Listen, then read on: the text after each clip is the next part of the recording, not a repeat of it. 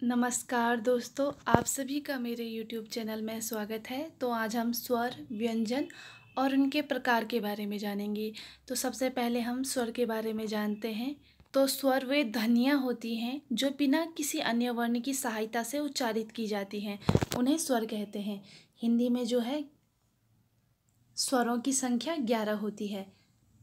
अ, आ, ई, उ, री, ए, आई, ओ, औ। तो इनकी संख्या जो है 11 है। अब हम स्वर के प्रकार के बारे में जानते हैं। तो उच्चारण के आधार पर स्वर जो है 3 प्रकार के होते हैं: ह्रस्व स्वर, दीर्घ स्वर और प्लुत स्वर। ह्रस्व स्वर वह स्वर जिनको कम समय में उच्चारित किया जाता है ह्रस्व स्वर कहलाते हैं। इनकी जो संख्या होती है वो 4 होती है: अ, ई, उ, री। तो ये ह्रस्व स्वर हैं, इन्हें बोलने में जो है सबसे कम समय लगता है। अगला है दीर्घ स्वर। तो दीर्घ स्वर उन स्वरों को कहते हैं जिनका उच्चारण में जो है ह्रस्व स्वरों से 2 गुना समय लगता है, उन्हें दीर्घ स्वर कहते हैं। जैसे आ, बड़ी ई, बड़ा ऊ, ए, आई, ओ, आओ। तो इन स्वरों में जो है ह्रस्व स्वरों से 2 गुना समय लगता है। नेक्स्ट है प्लुत स्वर। तो वह स्वर जिनको बोलने में ह्रस्व स्वरों की अपेक्षा जो है 3 गुना समय लगता है, उन्हें प्लुत स्वर कहते हैं। जैसे राम, ओम। तो प्लुत स्वर में जो है उच्चारण को थोड़ा खींचा जाता है, जैसे राम, ओम। ये प्लुत स्वर कहलाते हैं। तो हमने अभी जो है उच्चारण के आधार पर जो है ह्रस्व, दीर्घ और प्लुत स्वर पढ़े। तो ह्रस्व में जो है सबसे कम समय लगता है, दीर्घ स्वर में जो है ह्रस्व स्वर से थोड़ा अधिक समय लगता है, और प्लुत स्वर में इन दोनों से अधिक समय लगता है। अब हम बात करें जिह्वा के आधार पर जो है स्वर के 3 प्रकार होते हैं। आप इसे जीभ समझ लीजिए। तो जो जीभ का जो सबसे पीछे वाला हिस्सा होता है, तो वो जो है पश्च स्वर कहलाया जाता है। तो पश्च स्वर में जो है आ, उ, ओ, आउ और अ स्वर आते हैं। और जो है जीभ के मध्य भाग से जो स्वर बोला जाता है वो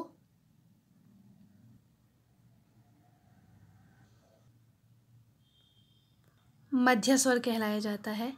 यानी जीभ के जो मध्य भाग से जो है बीच वाले हिस्से से जो स्वर बोला जाता है वो मध्य स्वर कहलाता है, और मध्य भाग से जो है अ स्वर को बोला जाता है। और जो जीभ के अग्र भाग से बोला जाता है वो अग्र स्वर कहलाया जाएगा।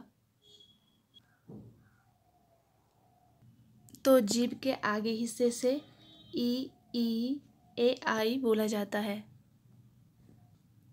तो जिह्वा के आधार पर जो है 3 भागों में बांटा गया है: पश्च स्वर, मध्य स्वर और अग्र स्वर। अगला जो है मुख के जो है खुलने के आधार पर जो है स्वर को 4 भागों में बांटा गया है।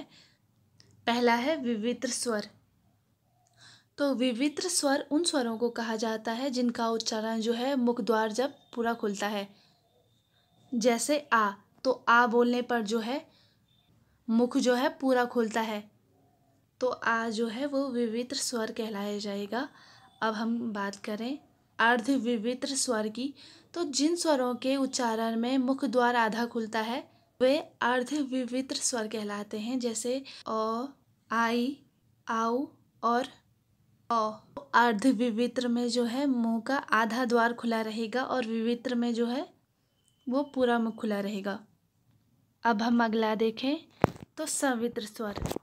तो संवित्र स्वर उन स्वरों को कहते हैं जिनके उच्चारण में मुख द्वार लगभग बंद रहता है। जैसे ई, उ। तो ये संवृत स्वर हैं जिनके उच्चारण में जो है मुख द्वार जो है लगभग बंद रहता है। अब हम बात करें अर्ध संवित्र की। तो जिन स्वरों के उच्चारण में मुख द्वार आधा बंद रहता है, तो अर्ध संवित्र स्वर में जो है ए और ओ। तो अर्ध संवित्र स्वर में जो है मुख द्वार आधा बंद रहता है और जो संवित्र स्वर में जो है मुख द्वार लगभग बंद रहता है। तो जो है मुख खुलने के आधार पर जो है 4 भागों में बांटा गया है, विवित्र स्वर, अर्धविवित्र स्वर, संवित्र स्वर और अर्ध संवित्र स्वर। अब हम अयोगवह वर्ण की बात करें तो यह ना तो स्वर के अंतर्गत आते हैं और ना ही व्यंजन के अंतर्गत आते हैं। अयोगवह जो हैं वो 2 प्रकार के होते हैं, अनुस्वार और विसर्ग। अनुस्वार में जो है ऊपर बिंदी यानी अंग की मात्रा होती है। विसर्ग में जो है पीछे से विसर्ग वाला चिन्ह लगता है।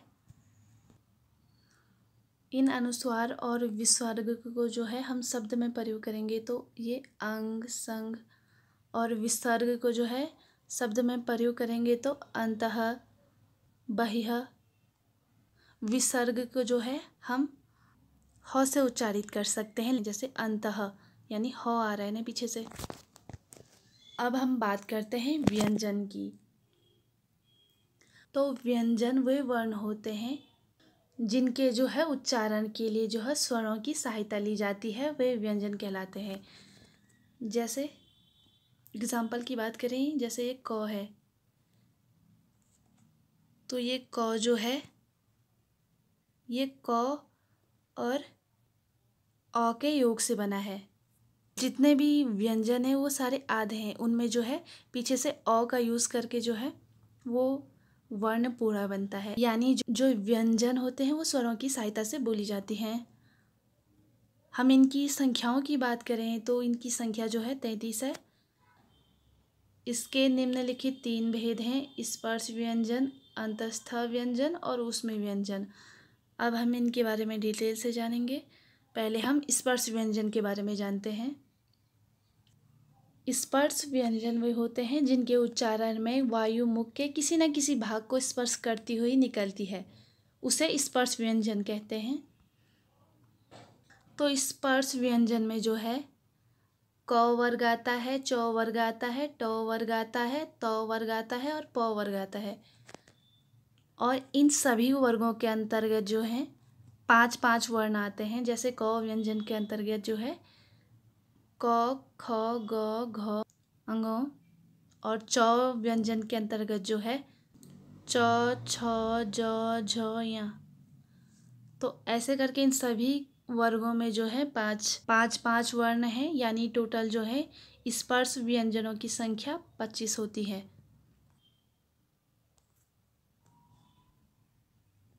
तो इनमें जो क वर्ग है तो ये जो है जीभ के जो है पश्च भाग से जो है कंठ को स्पर्श करके बोले जाते हैं। क, ख, ग, घ, अंग।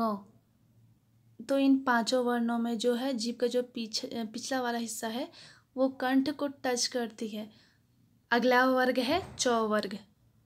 च, छ, ज, झ, या ये जो है तालु से बोली जाती हैं। जो हमारे जीभ का जो है बीच वाला यानी जो मध्य हिस्सा है हमारा वो तालु को टच करती है। तालु जो है ये मुंह के अंदर जो है ऊपर की ओर जो गहरा भाग होता है तो वो तालु है। जो यहाँ पे ये उभरा वाला हिस्सा है ना, तो हमारे जो जीभ का बीच वाला हिस्सा जो है वहाँ पे टच करता है, वहाँ पे तालु है। तो ये च वर्ग का जो ये वर्ण है ये तालु से बोले जाते हैं। अब हम बात करें जो ट वर्ग है, ये ट, ठ, ड, ढ, र, तो ये वर्ण जो है ये मूर्धन्य है, यानी मूर्धा से बोली जाती हैं। तो मूर्धा जो है हमारे ऊपर वाले दांत के जो है पीछे जो उठा सा है ना, नीचे को जाता है तो वहीं पे जो है मूर्धा है। यहाँ पे चित्र में दिखाती हूँ आपको, यहाँ पे जो है मूर्धा है। तो ट वर्ग जो है वो आगे वाले जो जीभ से है वो मूर्धा को टच करती है। एक बार आप भी बोल के देखें।